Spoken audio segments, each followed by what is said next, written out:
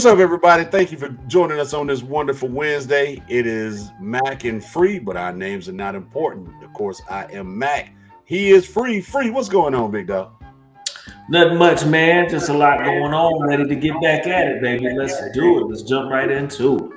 Let's And go. get at it is what we're gonna do. So before we do it, I want to give everybody a disclaimer and understand that we are going to broach a couple of subjects, and we're probably gonna spend the first 15 minutes doing it on some very sensitive topics for some folk, but they're discussions that we need to have, especially within our community, and that's what we are here for. We're here to broach those topics that people don't want to touch all the time, but we're gonna use which is really silly that I said that because we get ready to use two clips of two different shows that touched on the topic. So we're gonna touch on it today, but just to put it in context, we're gonna run the first one, which is a clip from tonight's conversation. And the topics, just so y'all know what we're gonna be talking about, is particularly within our community, how we're gonna talk about women with masculine energy. We're going to talk about how black men aren't full protectors of black women, and they're all in the same context. But one of the clips that made us broach this subject, let me start there, Free, and then I'm going to let you have it. Hear women come up and talk about how successful they are and how intimidated men are, and they never say a word about their character. And I just can't help but think about how turned off women get when men lead with money and lead with accomplishment and end up having nothing but unavailability and coldness and lack of emotional development, because that unfortunately is what it takes to succeed in certain career fields. You can look it up. And for some reason, women think that the success that they've amassed has somehow happened without them becoming devoid of a lot of the personality and relationships that men are devoid of. And they flex their accomplishments and money the same way men do. And somehow, we make it different every time. Every time. No disrespect to you, but you didn't say about being a good woman. Nothing. Why you didn't would say she, no. I'm Fuck just gonna, all that, bro. Didn't say nothing I about. can tell you. Why would she say? This is about a larger point. This is not about her as an individual. We don't hear I'm successful, I got my degree, and I've been in therapy the last 3 years working out my issues. I just bought a house, and I also identified my childhood trauma and it took inventory over my baggage, and I got it out the way. Oh, also I'm loyal. My time management is on point. I do what I say I'm gonna do. I'm considerate. We never hear any of it. What I hear is when say that y'all act like, when men say that y'all have turned into alphas, what we're talking about is the worst parts of manhood. Y'all have taken it on. Now the problem with men is that we won't admit that those are the worst parts of us too. But shorty, y'all have taken the worst parts of what it means to be successful, and y'all wear that like a badge. Look at what it's done to us. If you need an example of what it looks like to only live in your accomplishments, look at the black men around you. You in a city full of them. Look at how devoid they are. Look at what it took them to get to where they are. Look at how underdeveloped some of them are emotionally. This is what you want? Is this what we gonna do? Now, I'm going to find this young man's name because he channels my inner thoughtfulness, but I think his name is Ricky Fontaine. Pretty Ricky, what they call it. But Free, I'm gonna let you have at it. Let me find this young man's name. Well, let me go ahead. Go ahead. Here's the problem. I think there's a kind of a false reality, and I do agree that nowadays there is more of a alpha persona from women, but I think that's because of the structure of society. As women continue to progress, taking on more professional roles, leadership roles, education, I think it does build into that. And the fear is that it builds into that I don't really need a man, or it causes them maybe to lead, as the young brother is saying, with those things. But I'm gonna be in all honesty, and maybe I've been out the game too long, and maybe it's a totally different world out there. But I've never known anybody to lead with those things that this brother is talking about. We always talk about the mask people wear when they first meet people. So you only delve out what you want, and let's ask. I know people that may ask these questions. But I'm gonna be honest. I also know people that have said them things about themselves that have not been true. So when we sit here and make it just simple, like, yeah, I'm a loyal person. Many people can say that. That don't mean they gonna prove to be that. Now, where I do agree with the brother, and I think this is for men, women, all alike, and this goes back to a point I made when we had a previous conversation, in knowing yourself. So if you know yourself and you're secure, then you can say, hey, I'm dealing with this type of baggage. I'm working through these type of issues, because you want to be transparent with someone you're interested in. Because I'm going to be honest, and I toss it back to you, Mac. We've been happily married for years, we've been out the game, but when we were in the game, or even meeting our wives, I never felt comfortable leading with my accomplishments. Like, I felt like that stuff would be soon seen as superficial. The same with a woman. How many women did you meet that lead with accomplishments or were boasting and brag that didn't turn you off or make you wonder? Now, that's devoid of the attraction factor. All right? Because there are some things we'll put up with depending on how attractive one another is. So I think there are points that are solid, but I think sometimes we generalize too much with that, and a lot of it is not built on the actual factual, as we say. But I'll toss it back to you. So largely, I think what gets lost in the conversations with this, his name is Trip Fontaine, by the way. And I think what gets lost in a lot of these conversations are we miss the larger picture a lot of times, because what I gathered from that, and that's not to say that I disagree with anything that you just said. This is more so about understanding where our communication lines are drawn, particularly amongst Black men and Black women. And I'm not saying this to segregate us from being able to love whoever you want to love. That's not the conversation I want to have today, because there was a fake video about the Cheesecake Factory that sparked a much larger conversation, and those two people weren't Black. So this isn't that. But this is an opportunity for me to point out the issue that we have within our community, and we have so much infighting that comes from that within our community. And that larger point is being able to admit what the devoids are, so that we can fix them and have better conversations, better communications amongst ourselves, especially when building relationships. And largely the biggest thing that I took from that he was talking about was not the face you put on at first, but it goes back to the point you were making just a second ago, which is knowing yourself well enough to be honest when meeting new people. So that way you don't run into the issues of having to hide behind the mask of your accomplishments. Because I've always said I'm very grateful that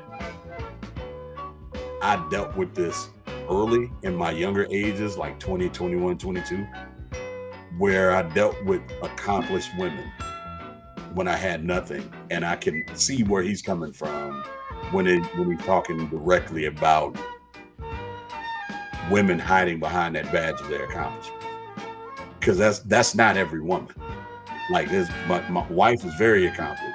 You don't see her hiding behind any of that. But there are women who do, and one of the things that he talked about very specifically, exactly, but that's that insecurity that comes across for both. I'm glad you used the word, because that for both parties, men and women, they're using those things to hide the insecurities that they have.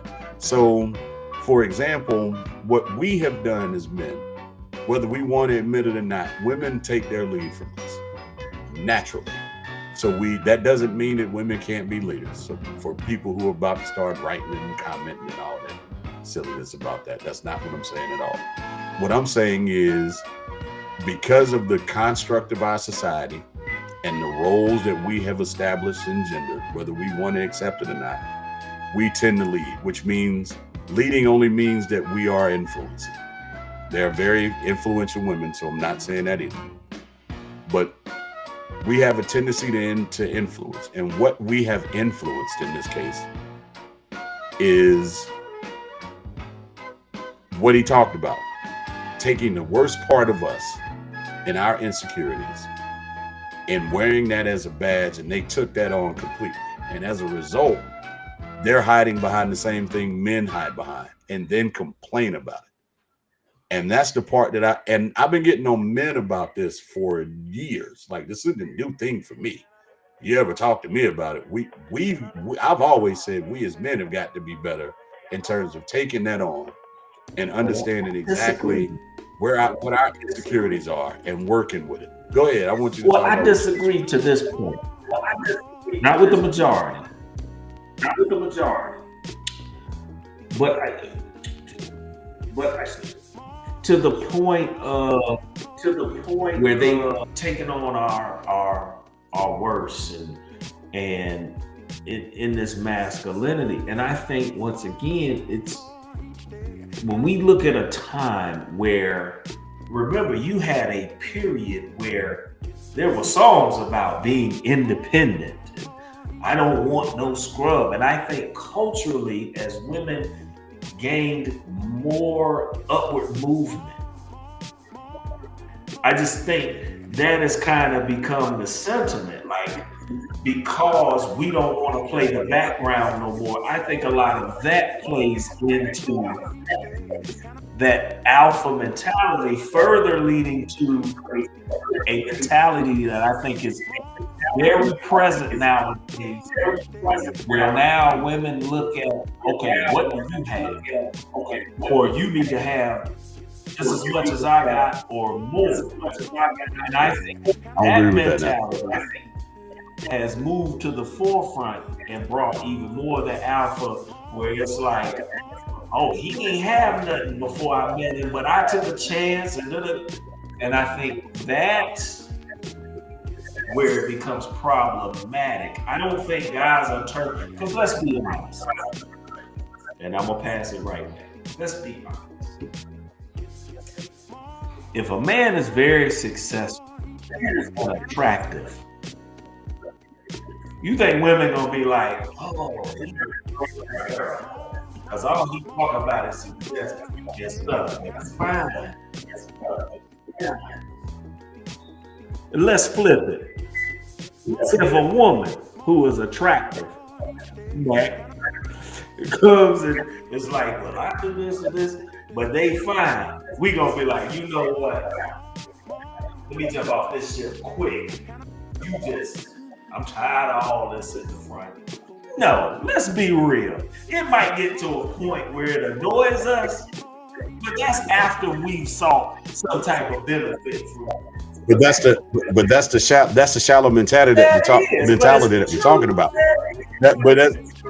But the problem is, you can't. But you have to be able to live in that truth. You can't accept that as truth and then continue. But that's the point. So we don't tolerate stuff because of people's attractiveness. We don't tolerate stuff longer. I don't know. Absolutely not. And I stand by that, big dog, because my track record says so.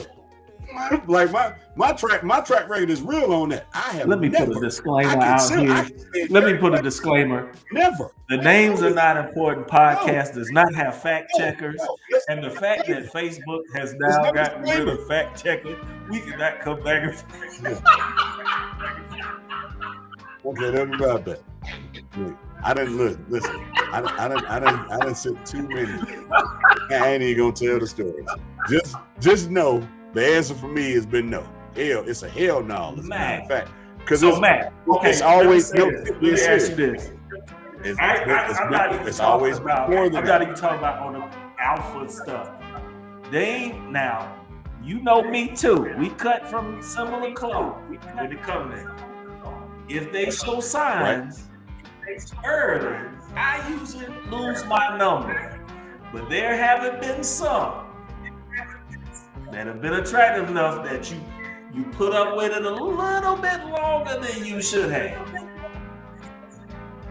That's why I'm saying I'm glad I got out of. I'm glad I dealt with it early. Because I like what you talking about. Like I'm like that stuff was 2021. Like I was young. But that's why I'm saying it the way I'm saying it. It was, yeah. But no, a lot of these folks is like, some of them are our age that have these. Why y'all? Because we see the posts, and I'm not gonna call folk by name, but we see the posts. Everybody has their thing. It's people we know, it's people we don't know. Yeah. Everybody has them. We did a show about this recently about people being relationship experts, and everybody's like, "Why men such?" Because you don't want to have the conversations that Trip Fontaine is talking about right now. Yeah. And that's what I'm talking about. It's not that. When are you going to address what your issues actually are so you can be the best version of yourself for the person who you want them to be the best version of themselves? And what we have a tendency to do, because there's a brother that was on here that had his 14-year-old daughter, and he posted a video, and it's been a while, and I don't remember the name because I wasn't interested. But in the video, he talks about how he's teaching his daughter how to not do anything for a man, and financially the man is going to do everything for her. And all I could say was, good luck getting the trauma out of her, because you're already putting it there. Like you're not even allowing it to happen. You're teaching the trauma at that point. And that's the thing we got to stop doing, because we have this tendency to believe that money fixes everything, and it don't. If you lame without money, you're going to be lame with it. If you're an a-hole without money, you're going to be a much bigger a-hole with it. And if you are promiscuous without money, you're going to be promiscuous with it. It's not the solvent. So if you determine that, all right, well, I'm accomplished, I have a degree, what does that have to do with whether or not you could be a good husband or wife? What does that have to do with, what does a six-figure salary have to do with, are you going to be emotionally available? What does a six-figure salary have to do with, are you going to be loyal? Are you going to take care of my needs? What does listen, both of us are sitting here, have ruined our wives' credit. We know it's love. So we know what it is from here. So for us, and for me, and I'm not going to go any further into this and talk about what it is. And I know you know the answer, but you're talking to somebody who's made well over six figures. Well over. It doesn't matter is the point that I'm making. And a lot of people place that as the badge that's in front and say, all right, well, I've done this. What have you done for me lately? It doesn't work that way. It's just not that easy. And for a lot, it's kind of time to have those conversations and say, all right, what is my emotional? And for us as brothers, because we're gonna get into another subject a little later on, but us as men, we have to figure out how are we protecting our women. And that takes us to the next portion of this topic. Go ahead. I want to say one thing to close that out. And I'm gonna be honest, and I'm ready for We're not closing it out. I love the ladies. I'm talking about this part. I'm talking about this part before you play the next video. I love the ladies. I have a wife and 3 daughters. And out of those 4, I've never heard of one of them say, you know what? You're right. I've never heard them say, I was wrong. And I never will. The following disclaimer is names are not important. The thoughts and views that come from Be Free are those of Be Free and Be Free himself. This is my camera. You ain't gonna get a woman to admit be wrong or take accountability when you submit all of your talking about I just bought a house. when you submit all of your comments, submit them directly to the RDC score. I love my queen, but the truth hurts. Okay, make sure let's move on to the next clip. Y'all don't do it to the soul. To make sure you. Let's move on to the next clip. Great. All right, so we going into the next clip because this one had me. I reposted it, and yes, you go. Came up to the girl in high school. She was like, no, I don't want you. And then once she became a baby mama, he was a CEO, executive, and all that. And she's like, hey, you remember me? He said, no, I don't want you. I be feeling like, respectfully, y'all is the grown-up versions of the niggas that got hurt in high school while we was out fucking the drug dealers. Let me tell you something. We were victims then making horrible decisions with grown-ass on us. That's some new age millennial stuff too. Let me start by this. Go ahead. I'll wait. Go ahead.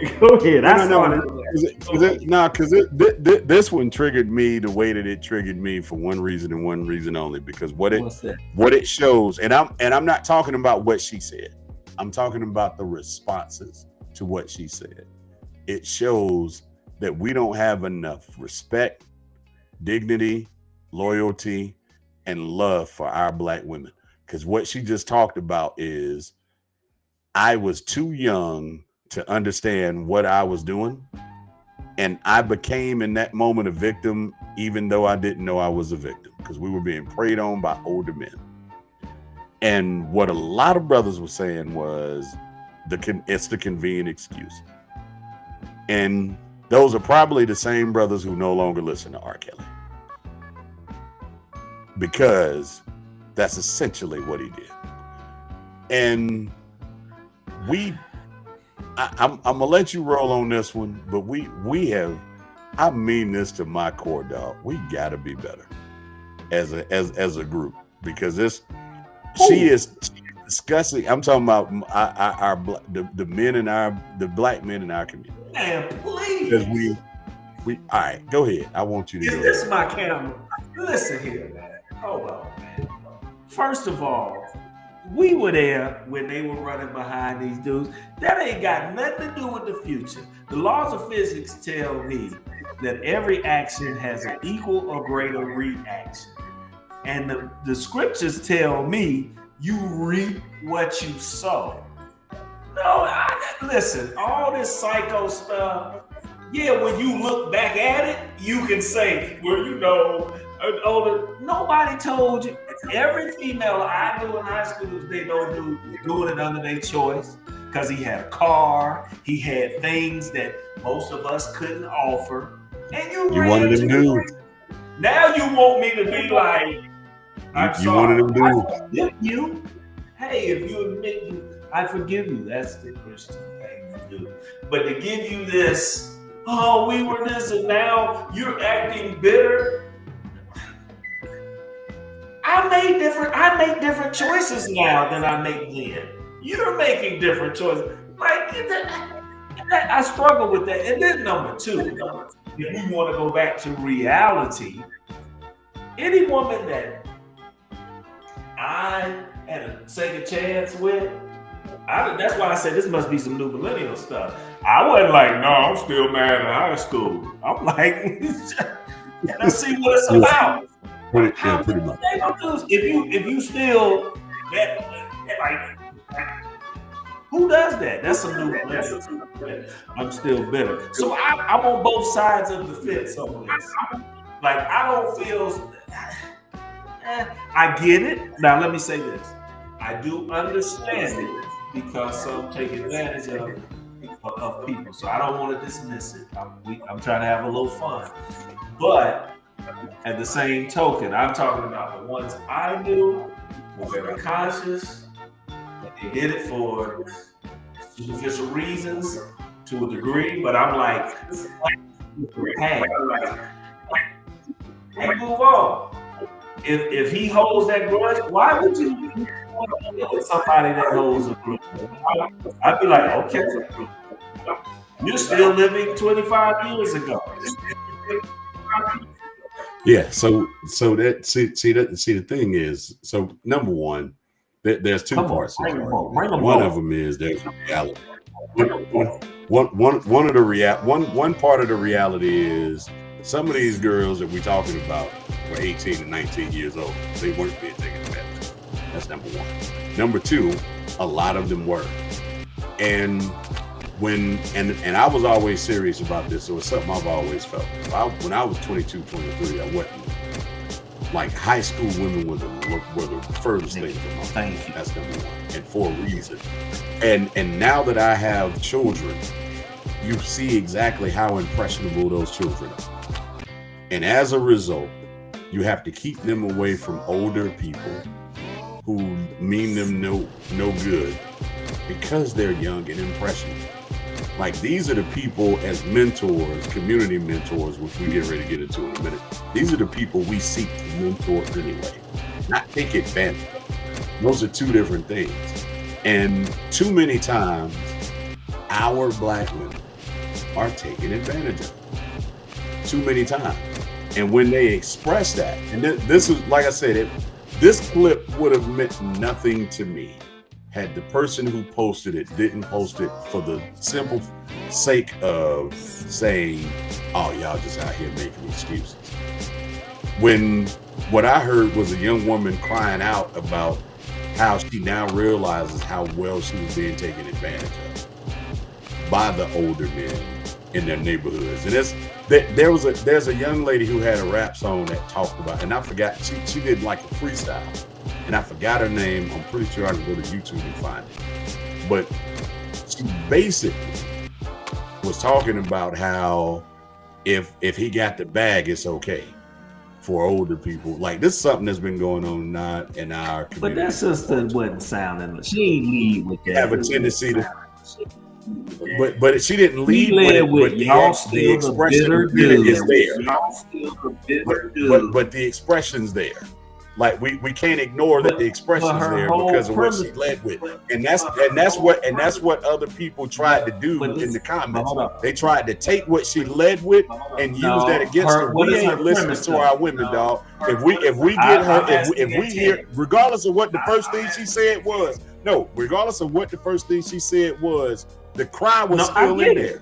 It don't matter what she said first. It was still there. Was her intent? Ignoring that. Was her intent to back up her reason why guys shouldn't still be bitter about it? It wasn't to be like, hey man, we were taking it. It was more of a, we were taking it. Why are y'all so bitter? She telling you why you gotta let she telling you why you gotta let it go. Y'all shouldn't be holding it. There's different intention than if she was just generally talking about we gotta be aware. Be aware of this. Now, this is a true fact. I don't disagree, man. See the problem is wasn't to bring light with that. The problem is you're focused on the intent. You're focused on the intent. I'm focused on the result of what you got out of what she said, regardless of what the intention was. The result of what she said was still there, and that was the part that a lot of folks continue to miss. And that's the thing that I'm saying we need to listen to, especially when our women are talking. And I'm not saying this because I've been the most perfect person. I'm learning a lot of what I'm talking about now and how to deal with it in real time. But being able to listen when women cry out, like we have to be able to do that. And I'll be the first one to tell you, I used to do it to manipulate the situation to go the way I wanted it to go. It didn't make me a terrible listener. It just meant that I misused what I heard. And what I'm saying now is, I think in order for us to be better leaders, which is another subject we're getting ready to broach in a minute, we got to be able to correctly use what we hear and not manipulate what we're hearing because it fits whatever narrative we want to go with it. And regardless of what she started with, because what you just said, I don't disagree with. What I heard her say is something much more, for lack of better terms right now, I'm just going to say powerful to my ears in regards to what it means to protect our women in society. Because we got to do that. We can't, there's too many women who misused the system to benefit. And as a result, what it has done is it has placed those women who are not misusing the system to benefit in a situation where they're too afraid to tell the truth in these scenarios because they want to keep it hidden because they're afraid of how they'll be judged based on what it is that they say. And when I hear what she said, like I said, the premise of what she said, you're absolutely correct. But the result of her saying it and letting that out is far beyond the you got to let it go because we were, that was 25 years ago. But I agree with the sentiment. But I believe it starts with those male figures, we call dads. I have 3 daughters, so it's my responsibility to teach them to be confident in themselves, to believe in themselves, to be strong, to watch how me and their mother interact so they understand, to talk to me. I don't put that on no cat out here in the world to protect my dog. I protect them. And then when they have questions, they learn through experiences, they know they can come to me to help. We don't know that these women don't always I have got the same it. protection. I got it. Hold on. I got it. But I'm just saying, that's why I started with these male figures that may be in their role. But if they don't have them, yes, as the community, but it starts when they're young. So that's why when we're out here as coaches, teachers, preachers, mentors in these groups, we have to keep trying to build that so they know they have a network of safety. So I take it to that. Sometimes every single role you just named, sometimes those are the people. Well, that's what, so then there's no answer to it. And that's the point I'm trying to make. So there's the difference between what she's talking about than all these. If we're going to say we're going to protect it, we have to make the standard now as a community, as mental, boom, boom, boom. You can't protect everybody. We know that in the world. Nah, people deceive. But what I'm saying is that starts early. She's coming to a degree that separates it in the reactory of trying to tell someone else who doesn't want her now to understand, like, you shouldn't be like that because of this. And that's why I'm talking about intent versus premise. It's not to say that she's wrong in presenting that. That is problematic. She's presenting this to somebody 20 years later, let's say, like, you shouldn't feel bitter about this because of that. Oh, so you right. Let me go ahead and date you. So now you telling somebody to change. Yeah, I didn't get that from that. She's saying you're acting like the bitter dude that was mad because we dated the drug dealers now, and y'all need to get over that. Yeah, I got that. Yeah, but I didn't get that we are the. I'm trying to. Well, I guess the premise of what she was saying is about women who are trying to date. Yeah, she said you still mad about that. Why are you still mad about that? But that's what I call it. But the part about we're being taken advantage of as young women. That's the part that's because that's the part that we can't save everybody, but what we can try to do is be better influencers and try to influence other people to not take advantage. And that's the problem I always have with these conversations is when she says something like that and we hang on to the first part of it just to make an argument instead of listening to what she's actually saying and then finding out how to not be that dude. So like for me, the dudes who were like, oh, y'all just making excuses. You were either that dude who was rejected or you were the dude who was doing the manipulation. Either way, you're part of the problem. And in order to eliminate the problem, because again, like we just said, not all these women have access to a youth. that they didn't have that person growing up. So there was nobody to show them how man is supposed to be around them. That becomes the responsibility, and you broached on it already, that becomes the responsibility of the community. And if we don't have a community of men who want to be responsible, then how can we protect our women if everybody is out there and we have more influential men that are willing to shame the women who are unprotected? And I'm saying it this way because what happens is we end up incapable as a community to protect the women who need it, and not the ones who are willing to use this as manipulation tactics. And there are some women who will use this and will use this as a way to become victimized, to manipulate situations to get their way.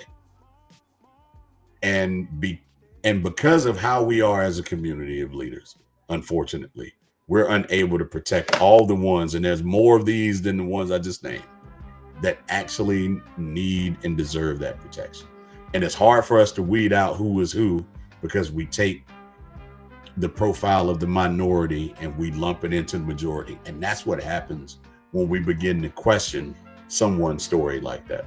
And we'll move into this next piece, which is because we talked about this the other day, and unfortunately we couldn't be here last week.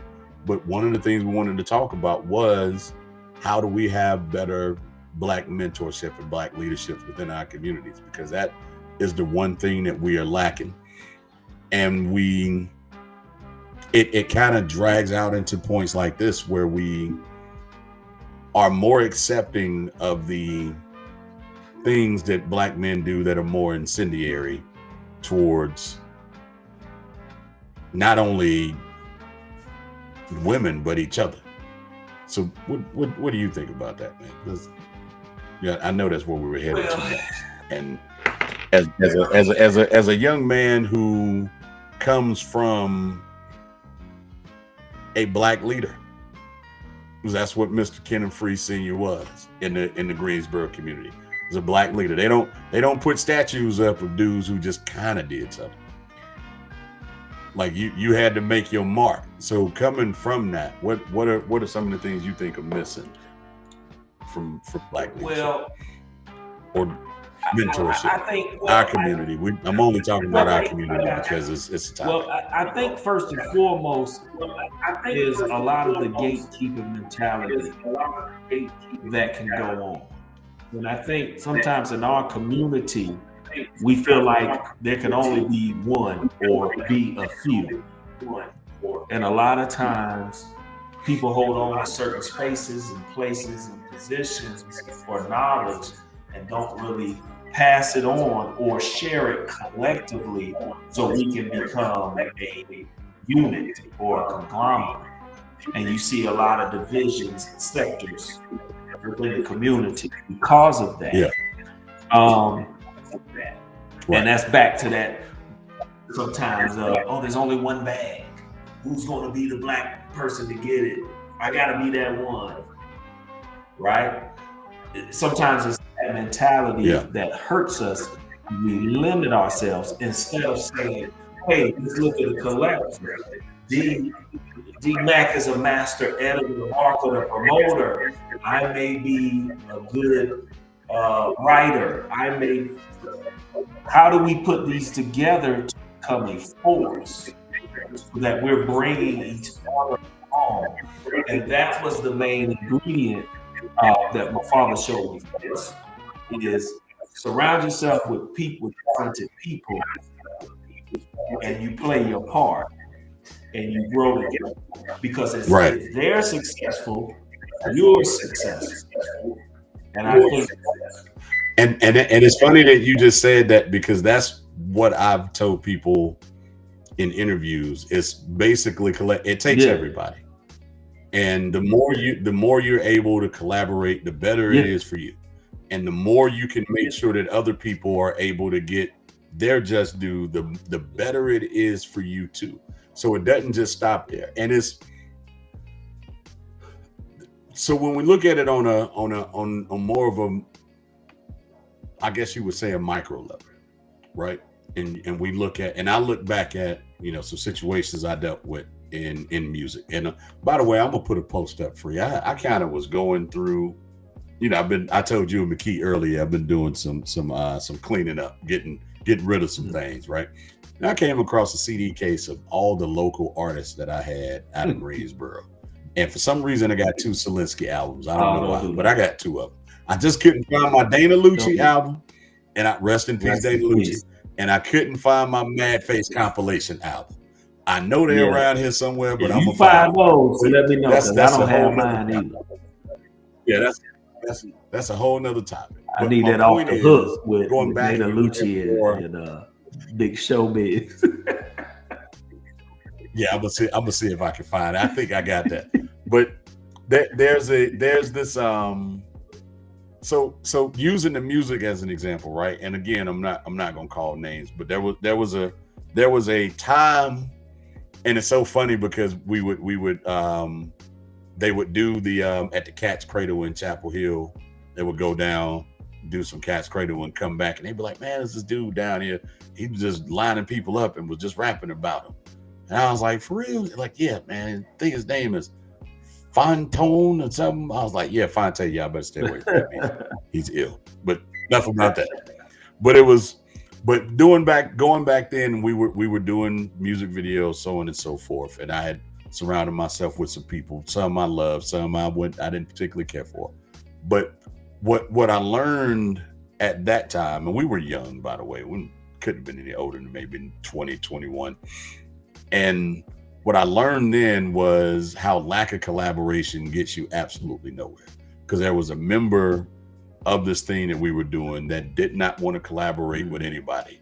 And if it wasn't about them, then they didn't give a damn. And as a result, what we missed, and this is something that me and my people still talk about to this day, we truly missed an opportunity during those years because of the lack of collaboration and because of that lack of the ability for everybody to just be a leader in their role. And everybody accepted a role except for one person. And a lot of people don't understand how influential one bad apple can actually be. And I'm just talking about to a situation to where it sends everybody on a frenzy to where now they're just not trying to distance themselves from you. They're trying to protect themselves. And now take that out of a micro level to more of a macro level. And look at how culture affects everything, right? So if the culture, for example, is you grow up in the hood and we all we got, right? Then there's an accepted ideology of culture within the leaders within that particular group. But they don't fulfill it the way that they sell that culture. So again, we have a false culture in essence. And part of the problem with our culture is there's too much of that false-ish that's happening, where the sell is, hey man, I leverage you, you leverage me. But the intent is to only leverage one side. And and again, go and studies Robert Cialdini, Everett Rogers, all kinds of other people. That's an innate human instinct anyway. So and I always say this is people are gonna people. That's just part of how it works. But within our community, we have to begin to establish better ground rules, and we have to be able to say that, all right, we're gonna be better leaders of this thing, and how we affect our young people is important. So to send your people out, and I had good folks behind me coming up, so I'm glad I did, because nobody that I held near and dear to me wanted to put me in harm's way. My bad. So nobody wanted to put me in harm's way. Now you good. Nobody wanted to put me in harm's way. So nobody would put me in situations that they wouldn't put themselves. And a lot of times we don't get that. So we get a lot of false leadership that comes from our community, and we don't have the best of mentors and mentorship, because this goes back to what you were saying earlier. Nobody wants to be taken out. It's like there's not enough room for all of us. There actually is a lot more room for all of us. We just have to be willing to share it. And that's key. And if we're not willing to share it, we're gonna run out. That's key. But I think another problem is that sometimes people think you have to be monolithic all the way through, which is not a reality. Right. And that's the problem, because we get, speaking to culture, we have very diverse cultures within the Black community. And a lot of times everybody is like, well, if you don't think like us, then we can't rock with you. Meaning, when you look at all the groups, you have Hebrew Israelites, Nation of Islam, you have Christians, you have 5%, you have Morris, you have so many diverse things, right?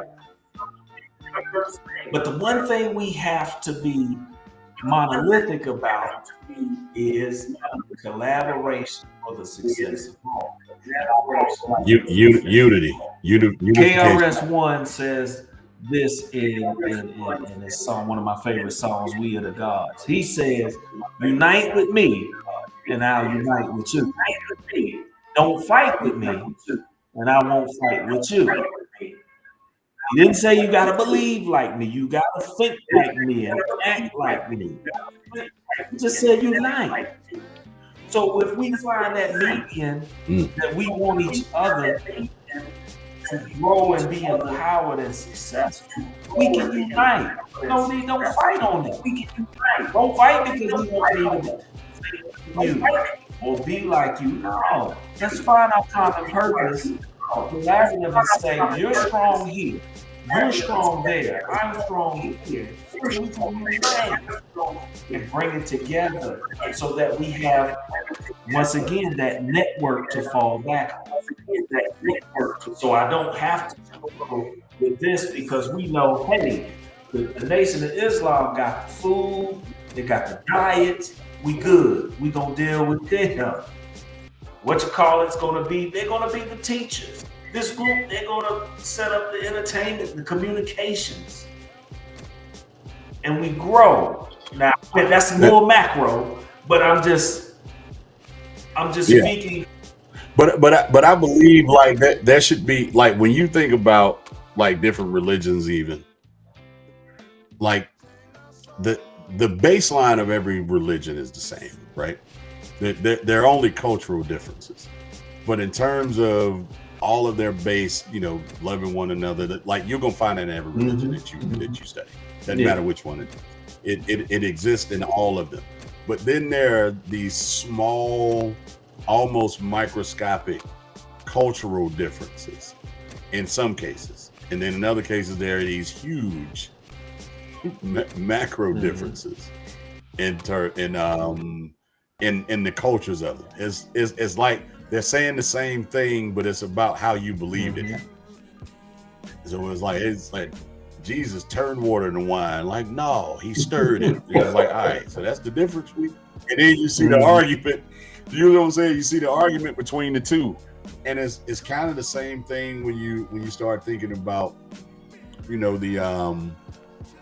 the internal fighting we have with leadership, like with Jim Jones and Cam and what's going on there. And it's like that I mean, I'm not going to dig deep into that because I need to know more, but based off what I saw, and I mean, I don't know these people, so I don't know, I can't get any insight.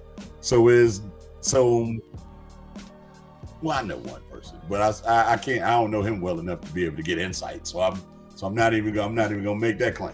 But there's the disappointing thing, and I'm using him in this example only, is you have 3 black men downing each other for the entire world to see, and now draw his own conclusions about what we are as a culture. And that's the thing that's disappointing, is it reinforces a stereotype. And that's what, and I want to make sure I'm clear on that. That's what I don't like and even going back to the first two topics we just talked about, it reinforces the stereotype that's not real. That's not a real thing. We have to be able to deal with the issues so we don't be seen in the light. And then what a lot of people do with stereotypes is they accept the stereotype and then they begin to proceed to embrace it. And now they become the stereotype because that's what people want to see anyway. And I've heard people actually say that. Well, it is what it is. That's what people say that I am anyway. So I'm just going to roll with it. And that's the part of the influence that I'm talking about. We can't influence people to embrace stereotypes. And that was what was disappointing, because the great influence that Cam and Mace have to dig Jim Jones out the way that they did was disappointing. When they could have just left Jim on an island by himself and let Jim dig his own hole. That's what if you want to add to the Jim Jones thing, I took a stance backstage with you, but that was just to have some banter. But I do agree with you on that to a point. But the only thing I would say, just coming back into the reality of it, when you're dealing with entertainers and influencers of this level, you're dealing with egos and relevancy. Let me say that again. Is this my camera? You're dealing with egos. That's it. And relevancy. And the one thing that a lot of, but just us in general, is we deal with those egos. So when things keep going, there's that level of pride that says, oh, I got to answer this. I'm going to call you out. Because that's the nature. And when you look at the realm of what they're in, sometimes it's par for the course. Now, I will give this credit. The way it was spoken that, hey, it ends here, which I pray it does, and that both sides move on and do their thing because they're successful. I love all. But to your point, Mac, I do think, sometimes we got to let certain stuff ride because we don't want to paint that image. That kind of plagues us from time to time. It just didn't have to be. Because sometimes this is certain people's or certain demographics or regions' only exposure to us or our culture is what they see in them, as they say, in them YouTube streets. Yeah. So, but like I said, it's just disappointing to see, especially, and it's a little extra for me because I'm dealing with these young folks now, and I'm starting and I've always said this to anybody, like when they ask me, and I'm like, man, like a lot of the kids that we work with, like I see us, like I identify with them more than I do my own kids, because they're growing up in a way that I did. My kids are growing up in a way that I did not. Like, this was not the way things were going for me as a child. Like, I was talking to my wife about this because, again, we're clearing some stuff out of the house right now. And I was telling her, like, I had pulled a pair of shoes out, and I guess I hadn't worn them in a while, so they had molded. So I was like, all right, I'm gonna go and throw these away. It's that bad. So I'm like, I'm gonna go and throw these away. And she was like, why are they molded? And I was like, I don't know. And I thought about it, and I was like, you know what? I've never lived in one place this long. So I have no idea how long your shoes, like how long you can have something and it be, because we were always moving. I moved, I think, about 6 times when I was in high school. I was supposed to transfer. We was talking about this the other day. I was supposed to transfer to Smith my senior year, and we worked it out with Miss Dixon. Big up Miss Dixon. She worked it out, and I was able to stay at the same school. But like, I moved, and I'm watching these kids that I coach go through the same thing. And it's like, and it's like, didn't you grow up on Phillips Avenue? Yeah.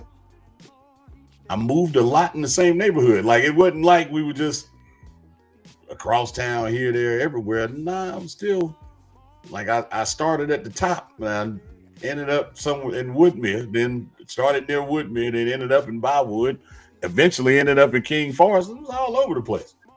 But it was, I mean, that doesn't mean they were bad parents. It's just we're seeing how that plays itself out. And now that I see a lot of these kids going through that same thing that can cause trauma, I'm a little sensitive to folks who have a tendency, because I mean, and you and I have talked about this a lot. You know how I am about sports and youth sports in particular. Like, I jumped off the train of college sports because whether people want to admit it or not, that's still youth sports. And what I've seen throughout years is the number of young people. Yeah, but I've seen a number of young people being taken advantage of by older people who are holding them hostage to their own ambitions. And I'm trying to teach these young folks how to not become a victim of somebody else's ambition. You have to be able to approach these things with an understanding that somebody else is being ambitious towards something. Don't become a victim of it. Like, for example, I'll put it out on Front Street. In order for our program to get funded, we need more kids. So we search for those kids. That is an ambition of ours. My goal, though, is to make sure that these kids aren't victims of that. So I don't want to put them in front of things that they're not going to learn from, things that they're not going to be able to benefit from as a result of what we're ambitious about. Our ambition is to get money to help service them, not to pad my pockets. I'm not trying to go buy a Mercedes with it. Like that's not the goal, because I now understand what it means to be bigger than myself. And that's really the space I'm saying it from, because a lot of the things I'm talking about that I don't like are things that I've done, and I've just kind of learned from them. And it's like when I say Cam and Mace kind of disappointed me, it's like, damn, y'all older than me. Y'all ain't learned from that yet. Like, how did it skip you? And it shouldn't. And it goes back to what you were saying. It's about the level of influence that they've gathered. And that influence is, we got to stay relevant. Well, how do we stay relevant? Let's go and do what they would do on, what's the name of the show? I forgot the name of the show already. What's the one with all the women fighting? And I know I just named probably like 137 shows. Just name it. Love and Hip Hop. Like, Love and Hip Hop, I hate that show because all it does is it scrapulates. Yeah. It basically blows the stereotypes completely out of proportion. And they live up to it very, very thoroughly. And it looks like all Black people do is argue and hold each other down and never try to push each other forward. And that's what I don't like, because there are people who want to do that but don't know how to trust people, because so many other people they come across in their lives do it. And that's the thing I want us to learn from before we get to some much better topics, because well, look, we got one more, man. I don't know if you're ready for this last one. You ain't done your list. So the last one is this last one. Underrated. God, I feel like I drug this one out. So now it's underrated MCs. Yeah, we got it on a positive note. I'm gonna let you start. Who is, in your opinion? We gonna finish the topic on this. Your opinion, who's the most underrated that's tough. MC? I didn't go into that type of thinking, but I can give you maybe a top 5 to 7 who I think could be some of the most underrated MCs. How about that? Shoot. Because the most, okay, is this just for my opinion? I hear the music. It's telling me go home. All right. In my opinion, the most underrated? I don't know. I can't say most. But one of the most underrated, and this is why I wanted to get this out here, because he was one of my favorite MCs from my favorite group growing up. And that was Parrish Smith, one half of EPMD, baby. I'm not gonna lie, I wasn't expecting that. That was not an answer. Oh, for real? That I was expecting. Parrish Smith, one of my favorite MCs, who was hard and would bring it every. You could get rugged, tough, hard like P. Try to gas my man, but you couldn't. Hey, listen. Parrish Smith, hey, one of the dopest MCs I think who never gets mentioned. As far as lyricists. I think so.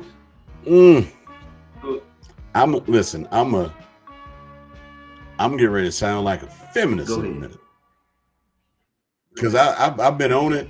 I've been on this train for a long time. Like when I think of underrated MCs, I think about honestly, Fonte's probably the first one to come to mind, because he quite literally is one of, and that's, I'm not saying that just because we know him.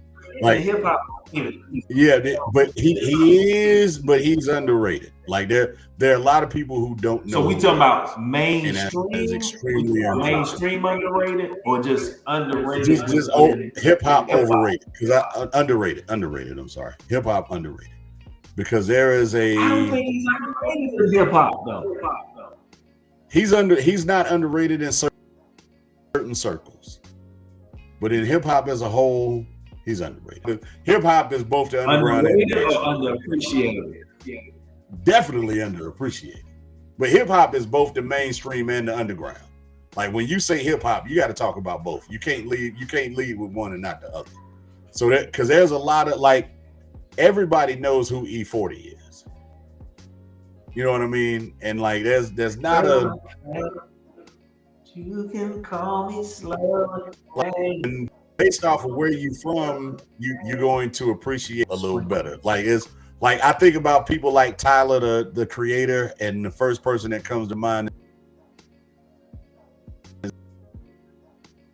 I guess, like they're along the same lines. Like it's like Tyler, the Creator, wasn't the first person to do that. It was Dale the Funky Homo Sapien, which is funny because Tyler named himself Tyler, the Creator. So it starts there.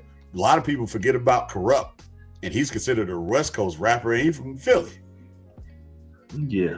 Which is weird, by the way, but that's what people do. Oh, but honestly, the most, he must have been looking at my list. Pasta News. I don't know if you can see. You might not can see my list. Yeah, we can't read it, but it's like, so my list. Like my list had a lot of people on it, and I had to cross this first one. The first one that was on my list was Black Thought, and I had to cross him out because the person I'm getting ready to bring up now is undoubtedly the most. The second person on my list is Big Pun. They both got moved down to 2 and 3. They both got down to 2 and 3 because his career was so short, though. I don't think that's because it is almost so. But Pun was underrated for one reason and one reason only, and it was what you just said. It was because his career was so short. But when I say underrated with Pun, it was mostly because he was forgotten about because his career was so short. And it's like that first album, it was like Pun might be one of the greatest rappers of all time. Like he was headed in that kind of trajectory, and then he died, and then it was like, all right, he's not as appreciated historically because he only had the one. Well, he had 2 albums, but he only had the one that he could flex on. But undoubtedly, number one most underrated rapper, in my opinion, is Rhapsody. I cannot believe how Rhapsody had an album that was just released, and the name of the album, for those who are interested, is, dang on it, how did I lose it that fast? We got to make a distinction, though. All right. Hold on. Are we talking? I'm talking about lyricists. Me too. That's why Rhapsody's name is in there. No, I get that. But I'm just saying, because I'm not factoring in like all music. I'm just skill level. Yeah. So when we get to the album, some of mine ain't have great solo career. One did, but go ahead. I got you. That's true. No, because it's a lot of like I feel like Cameron is an underrated rapper for sure. Like I think a lot of people. My next one, Mac Mall. But no, go ahead about Rhapsody though, because you talking about this is a travesty. Go ahead and tell them about the travesty. As a lyricist, because there was Rhapsody's album "Please Don't Cry" released in December of 2024, and it was the most untalked about album. Huh? I thought it was May. Let me see. I thought I saw December. I just found out. That make it even worse. To your point. point. May would make it worse. Let me find out real quick. Let me find out real quick because I do believe it was May of. I think it was. It better not have been May because I'm probably gonna be cursing in a minute. Like it's because that will make it worse because literally nobody. Yeah, May 17th. Talked about this album. That makes it even worse. That is insane. So I honestly thought it said that it was because I just downloaded it. And it is an absolute travesty how Rhapsody gets overlooked in her ability to probably out rap some of the best rap. Like when I think about some of the best lyricists in rap, Rhapsody is probably, and again, this has nothing to do with her being from North Rhapsody. I don't know personally. I've never been on that, but I can say this, that I did take a course in video editing at UNCG, and her video director just so happened to be my editing course professor. And one of the projects was Imagination that Rhapsody did back in, I think this was like 2008, 2009. So I've been on the train that she's an incredible rapper since then. People still didn't know quite who she was then in that one. And I still got that. I still got the video that I had to edit as part of the project around here somewhere. But when you listen to her music, I mean, going all the way back to then, it was impressive how well she was with words and how she placed it and was able to maintain her femininity while she did it. And I feel like that doesn't get appreciated in its context because we have a tendency, and I'm probably maybe everything I'm doing is in the spirit of MLK Day. I don't know. But what we have a tendency to do is praise the Sexy Reds of the world, who basically is ABC rap with not a lot of, and again, I'm not hating on that. That type of music has its place. Nope, you don't need that. I'm giving it right now. That music has its place. But nobody is going to argue that Sexy Red is a lyricist from a basic foundation of hip hop standards. No more than anybody would argue that Gucci Mane is a lyricist from the standpoint of hip hop foundation. They don't like Gucci. It doesn't mean Gucci. See what I'm saying? Again, is that wrong with that? It has its place. Don't start coming with the Gucci Mane. But listen, he was a strip club genius. I'll leave it there.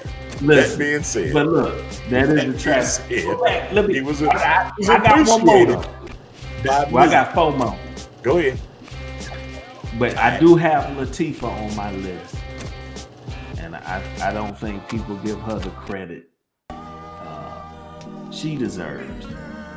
Because definitely. Give it to her, queen. But just always been a fan of hers, and she's never let me down. Even on the new Red Man album, she's never let me down. But here's one I think nobody talks about, but everybody loves him. But nobody puts him in the conversation. Okay. And that is, who's that? Mr. 2000 himself, Grand Pooba. Don't nobody show Grand Pooba no love. Yeah, I agree with that. I love Grand Pooba's music. Although right now I'm drawing a blank, I can't think of a single Grand Pooba song other than Slow Down. And I know I listen to more. You talking about solo or with Brand Nubian?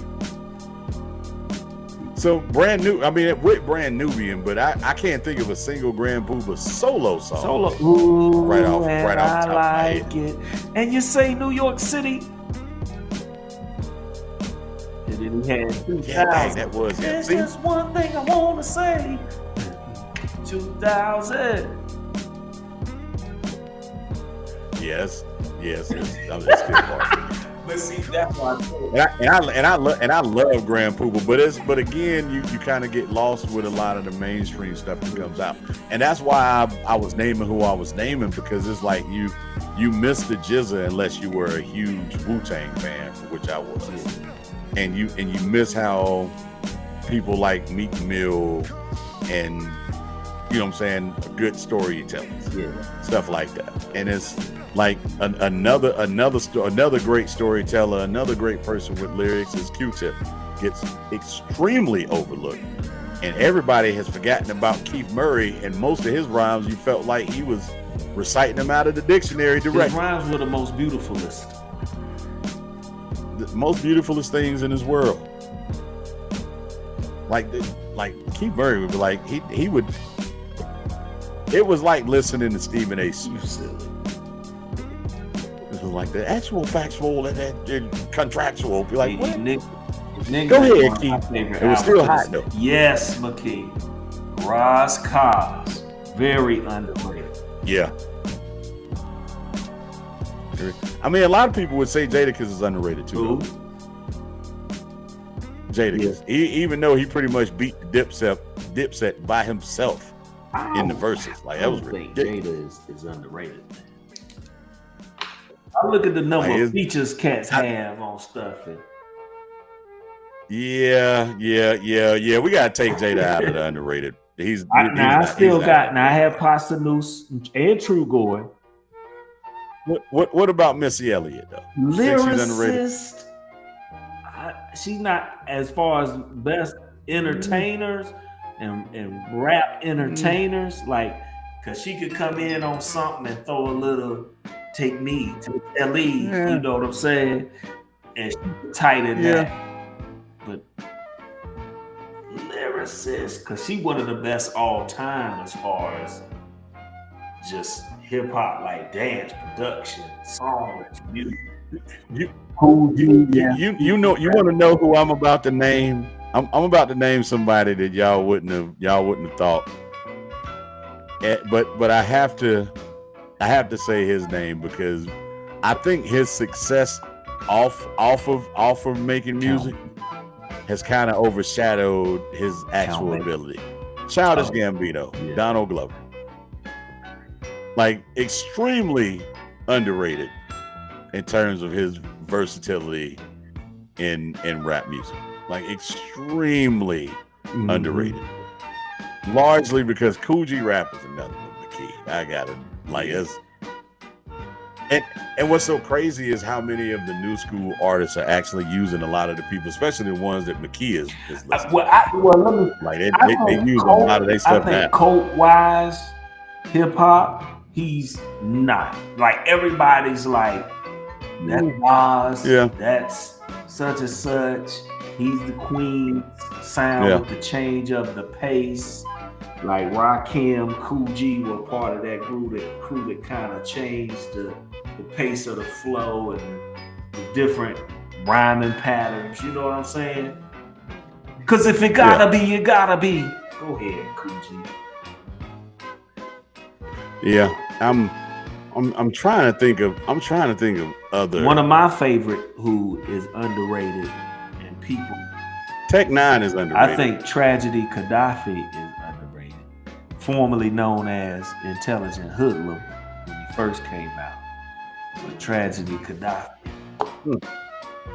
Another Queensbridge legend who was the reason for CNN, Capone and Noriega. Yeah. You know what? You know who is an underappreciated? I wouldn't say underrated, but definitely underappreciated. Big Boy of Outkast. Now it's not fair to him because he raps beside probably one of the greatest artists known to hip hop by far, with 3 Stacks. But Big Boy, I've thoroughly enjoyed all of his solo albums. Let me just say that. Everybody's not paying attention. Now you know what we need to do next show. We need to do the top underground. Why anybody gonna know who we're talking about? But keep bugging in the background. It might be time to rap. Yeah. Because I got high. Hold on, was that Afro Man? Afro Man, yes. Was that because I got high? That same dude. Hey, that song was classic. You gotta have more than one hit, I think. I was gonna clean my room until I get Oh no, Nipsey Hussle. I'm sorting through some names now because I couldn't remember everybody. Nipsey Hussle. Hold on a second. Why am I doing that? Let me go through my. I'm gonna go through my MC8, DJ Quick. Some of my favorites. Yeah, DJ Quick could go get it too. A lot of people didn't like him. So here's a household name, but I'll be honest with you. I think his ability to display his lyricism is underrated a lot. That's Rick Ross, and I think it's largely because of the context of what he's talking about. Which I've said this before. Like, if you only think Rick Ross is talking about drugs, you really ain't listening to Rick Ross much at all. Like he's talking about something much bigger than that. Now, I don't like his some of his antics when he goes to social media, but I mean, goes back to the Cameron Mace Jim Jones conversation. Like it's something Rick Ross did with D1 that just rubbed me the wrong way. And it was I don't know if you're familiar with D1 or not. Yeah, he's not anybody I would put on the underappreciated lyricist list though. Hold on. Oh, Lil Russell. I'm a new Lil Russell fan now. He turned me on. McKee said Def Jeff and Afro Man. We probably do need to rap. So it's Capone and Noriega. Yeah. I got a cocker spaniel. A little bit. Craig Mack. Mack, when you go back and listen to Craig, I love Craig. Rest in power. If you go back, the lyrics ain't tight. Nah, no other than flavor in your ear. And I don't know. Maybe not Craig Mack. I'm really just going through a list. I can tell you somebody who we don't talk about enough. I don't even know if y'all heard of this dude. Y'all heard of Don Tripp? No.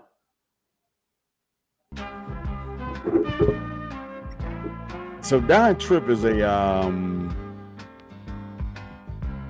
he's a Memphis rapper. He had a song that came out a long time ago called Letter to My Son. He did the version and then apparently it got heard and it was loved so much he ended up redoing it with CeeLo Green.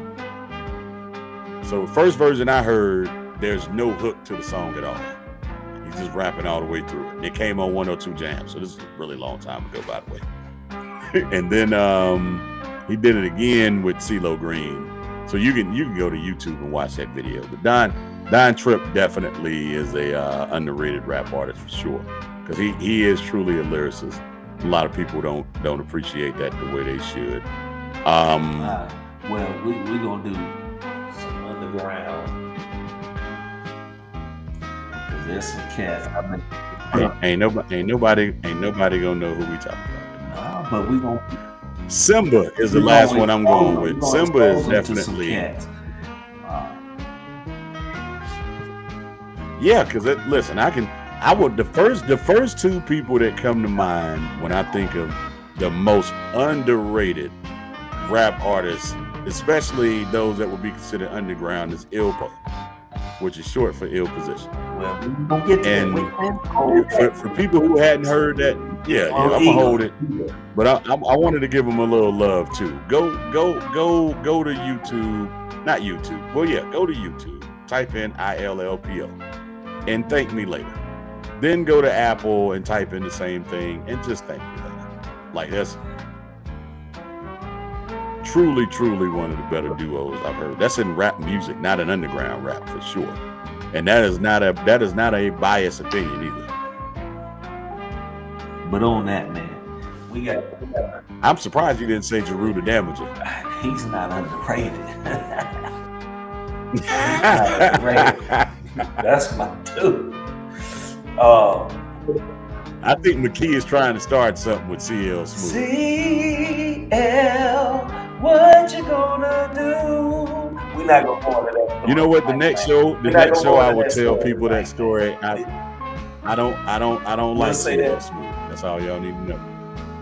We still beefing, and it's 25 First of years all, later. you couldn't tell y'all were beefing, but I ain't gonna get into that. But nah, we beefing now. We was beefing after it. I'll tell the story later. We beefing now, CL, in case you didn't know. Nah, dog. I still rock with people. If you were there, you were there. But anyway, look, let's end this, because we gotta send a shout out.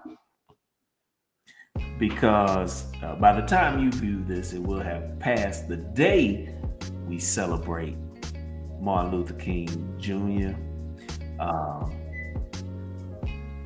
You know, I just want to say, well, Mac, you got any plans for MLK Day?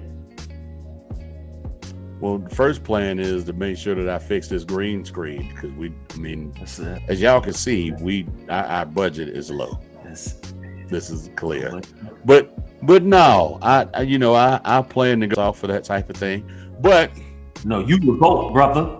Know yourself. Know thyself. I do. But no, it's always it's always a day of remembrance of where we can go if we all work in unison as one. So I'm gonna leave off with that.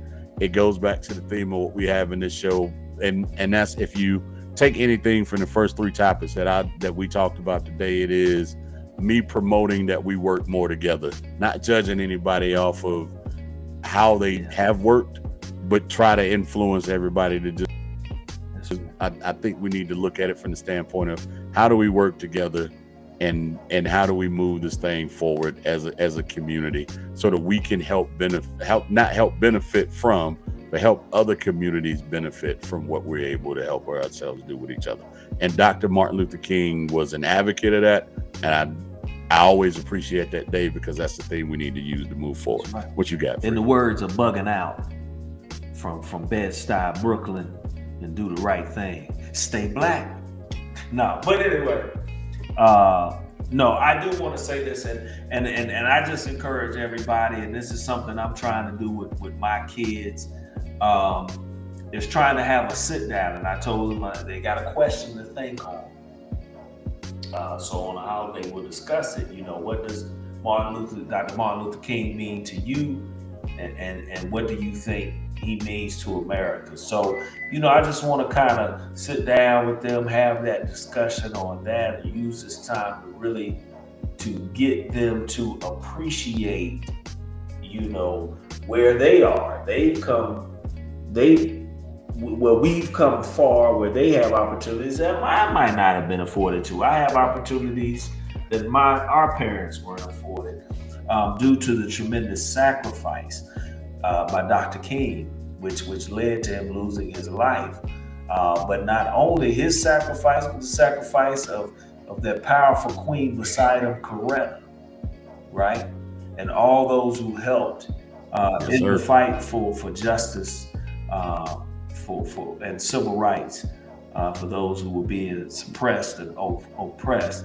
So we just celebrate the memory of the sacrifice of himself, his family, who provided him to us, right? To do that work, and their sacrifice in that as well. And I want us to just continually think about, the impact that's had on our lives indirectly, and how we can move forward, as you said, Matt, in that collective effort to forward that vision, that dream. So happy MLK Day to all, and let's make 2025 a year we move in that dream and that vision, because we don't know what lies ahead, right? Because we know that falling on the MLK holiday is another event that's caused a lot of hoopla in our nation. Absolutely. So, but we just pray that in all, that we just recognize the vision and try to move it, whether it just be in our own homes, in our own neighborhoods, in our own cities, whatever. But let's keep the dream moving forward. So that's it. I'm gonna leave it there. Yeah, and on that note, we out. Peace.